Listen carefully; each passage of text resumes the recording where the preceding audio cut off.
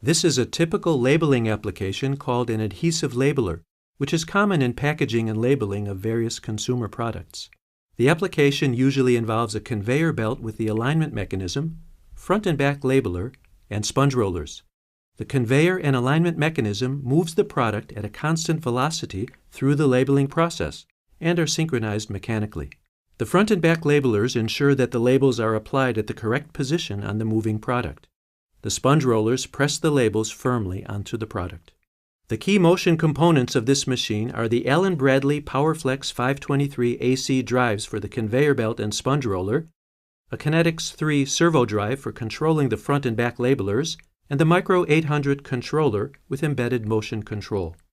The HMI PanelView 800 is connected to Micro 800 controller over Ethernet IP to provide diagnostics and supervisory control for the machine's operator. Here are the key factors for machine performance.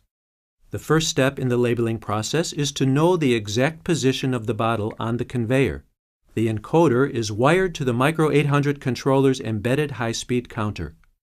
When the product sensor detects the product, the high-speed counter starts counting, providing exact position in preparation for the label to be applied.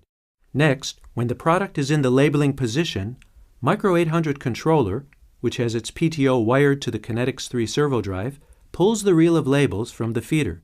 This causes the label to be applied onto the product. It continues to pull the reel of labels until the next label is in position for the next bottle.